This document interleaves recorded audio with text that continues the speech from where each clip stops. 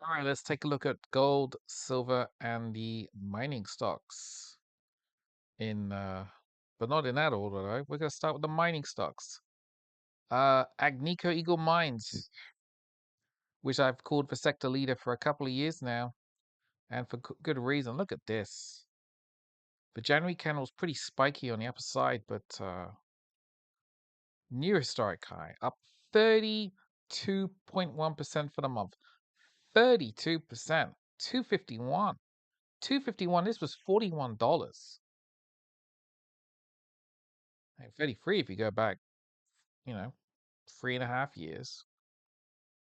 Incredible game. That's clearly the biggest dollar gain in history for Agnico Eagle. I mean, look, actually, the $61 gain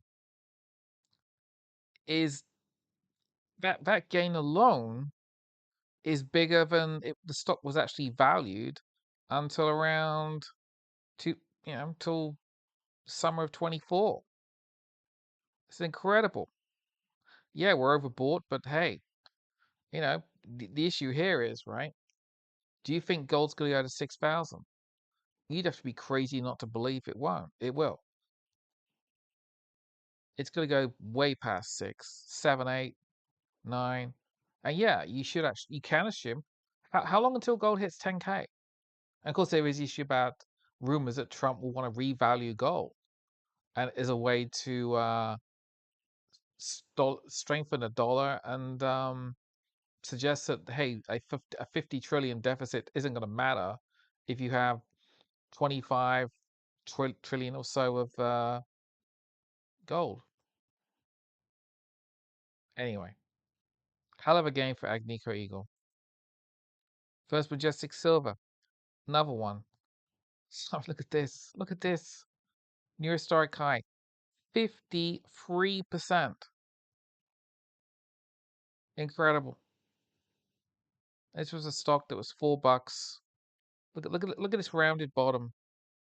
Look at that. It's perfect. Breaks up. Bam. 32.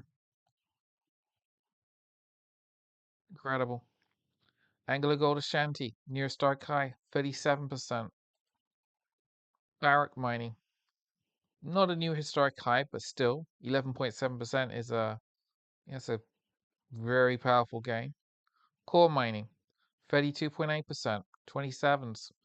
Big target is this threshold of 34, 35.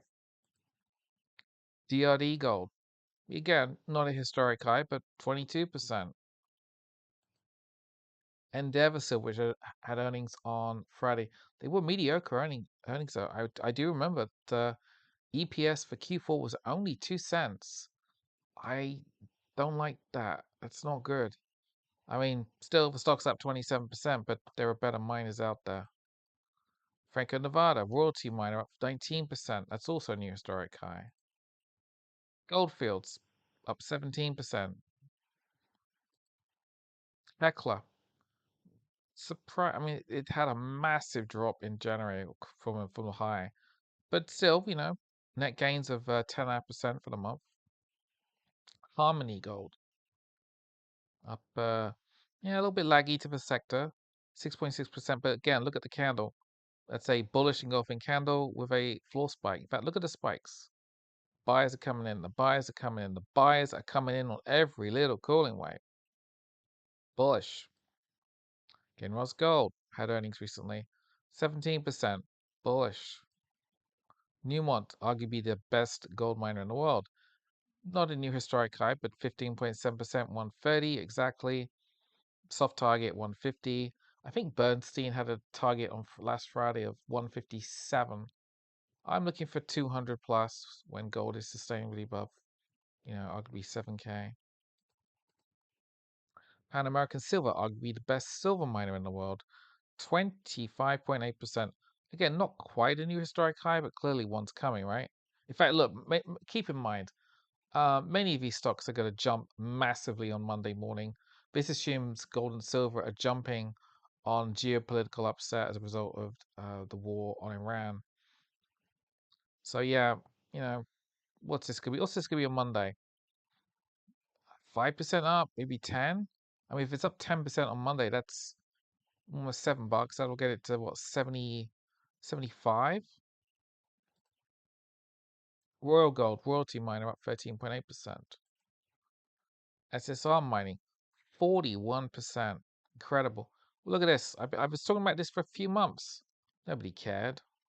Baby, well, not baby, it's a multi-month bull flag that played out perfectly. Beautiful bull flag. Off we went. And Wheaton Precious Metals. New historic high, 24.1%. Impressive, right? Look at that. Look at that. All right. I do want to cover, of course, gold, silver. Let's jump back up. Start with actually let's go through we'll even go through a few of the smaller cycles as well. Gold did lean upwards into Friday. You could even say that gold was sniffing out, much like oil. Gold was sniffing out, warning about Monday. So Monday, where could we jump? You think there's a gap up to 495? Yeah, we're probably gonna fill this gap to around 495 on Monday. If I jump to the daily charts, I don't know what. By the way, the Thursday candle was weird. Not sure what to make of that. Again, this is GLD, of course. Let's just jump to commodity gold. Yes, look at Friday's action. Friday gold was up $93, 1.8%, 52.78. We're going up on Monday. How much are we going to go up? I think we're going to go up at least 5% on Monday. That would be $250. That gets you to $5,500, right? So we're basically be trading around here on Monday. In that's my guess. Weekly chart. Yeah, I mean, look, just bearish pennant, question, bullish pennant, bullish pennant, bullish pennant. A little bit of craziness, right? Right? You could argue whatever the hell that was. I don't know. Washout. Clearly, we're done there, and now we're probably gonna be 5,500 or so on Monday, right? So it's like, hey, look, it's not gonna take much. We could even actually just gap straight to a new historic high on Monday. So yeah, we could be 56, 5,700. Absolutely bullish. I think it should be clear now that we could be printing gold 6K in March. Again, I said this a while like recently. If if we see gold 6K by middle of the year, and clearly we can now print it, we could do that on Monday. Well, not Monday. Well, I don't know. Probably not Monday, but maybe within March. But if we print 6K gold within, the first half of the year, then 7, 8K looks pretty easy later in the year. I don't think we'll see 10K gold this year unless Trump literally does an executive order to revalue gold. But I think we could see 7, 8 now. That looks pretty easy. 6K looks really easy now. Moving to silver, I'm not going to bother with. Who cares about gold ratios? I mean, I've highlighted them on my public blog. Um, hmm. Actually, let's go SLV on a 15. I just want to talk about one or two things. I was early. Yeah, this is early Thursday. I was seriously thinking about going along silver early Thursday, but I was focused on oil. So instead of buying silver, I bought oil. And of course, first Friday, silver gaps up, black candle, but it did briefly play out. But then off we go again. And then look at the Friday closing hour. It was warning you if we were prone to going up on Monday. On an hourly chart, yeah, look at this. So forget these downside gaps. They're not going to be tagged, are they? We do have a downside gap from Friday, but I don't think that's going to be tagged.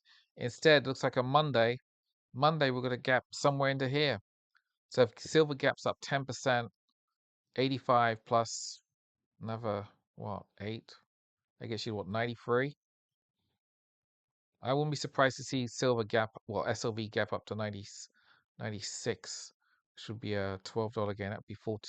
Yeah, 30. You need 13, 14% to get to there on Monday. But yeah, look at that little closing candle. That was Vatel. I was looking for this kind of candle, and we did see one in oil as well for Friday. So I'm not long silver, but I should I should try and get back on the silver train. I mean, I've missed a big move, right? 65 to 84, but I've been busy with other things, notably oil. On a daily chart, let's have a quick just jump ahead to the. I mean, yeah, look at this. Look at Thursday's candle.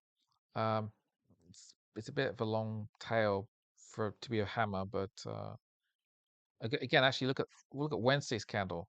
Black played out early Thursday. Friday ended strong. Clearly, we're going to be green gap. The only issue now is do we clear 109? Um, Probably. Let's go to commodity silver. 555 for the day.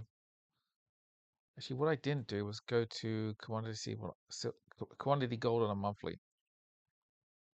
I mean, I posted the charts up already, but hey, look, on a monthly basis, gold climbed just relentless. Look at the floor spike.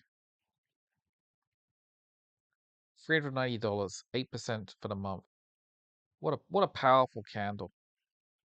Absolutely powerful candle for gold. And on a monthly chart, actually, we'll go to silver on a weekly. Forgive me for bouncing around, but I almost forgot about gold monthly. The thing for silver, look at this. So this is commodity silver on a weekly. So on a week, for the week, we're up $9.25, 10.9%. Last week's candle, bullish engulfing, played out. But here's the thing. Here's what really matters to me. Look, weakening, it never turned negative. Weekly momentum didn't turn negative. It started to tick up again. You think we could tick up all the way into May, June. Right, we could just go way up in here into here. Clearly, the obvious target is 121. If you can break that, then you're looking at what 150. And on a monthly chart for silver, let's go to this one because it's clearer. Look at that candle. What is that? That is it's almost a hyper bullish engulfing candle. Massive spike ending right near the high. So look, we're 80, 93, 121. So we're 30, well, not quite 30. We're $27 away, right? 27, 28, 28-ish. $28 away, which is about 20, 29, 30%. So we've got a fair way to go, but we can jump $10 on Monday without too much trouble. So we could be easily see silver 100, 103 maybe on Monday morning. Oh yeah, we're overbought 93, but hey, we've been overbought since last summer when silver was, yeah. Look, you could have argued. You could have argued last June, July, silver was overbought at $40, right? So you were overbought from 40 to 121. And there are people out there now saying silver's overbought. Yeah, sure it is. But I mean, look, I mean the breakout threshold was $50. That was a 45-year breakout. 45 years, which is why it's kind of exploded. And this is just the initial wave up, right? We've had a retrace, and I guess if you're a wave counter, you could argue that this is wave one up, two down, and then would you a free? If it's a free, we should go way past 150 to 200. I think, look, one thing is clear: bullish gold, bullish silver, bullish miners, especially for Monday. At least the opening, anyway. What else? Do I even want to go down the oil route? I'm not sure if I want to talk about oil in this post. No, I'll leave it for later.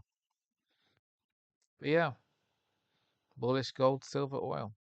I mean, gold, silver, well, oil as well. But yeah, miners primarily. Best miner in my view is absolutely Newmont. Silver miner Pan American. You got Barrack Mining, First Majestic, but a lot of them are all, I mean, they're all broadly going up anyway. Even the ones with bad earnings like Endeavour Silver, even that's up powerfully for the month. I still think silver is the ultimate trade for this year. I really do. And it's kind of ironic that I'm not currently in the silver trade, but you know, a little bit focused on oil for reasons that should be quite clear, right? I called it. I'm happy about that, but I need to get on the silver train. To me the oil train for me is in the last week or two has been like a sideline. I guess you want to almost call it like a side mission. Yeah, in game terms, I've been doing a side mission in oil, but I need to get back on the silver train. Yeah, I'll be doing that soon enough. Anyway, other things to cover.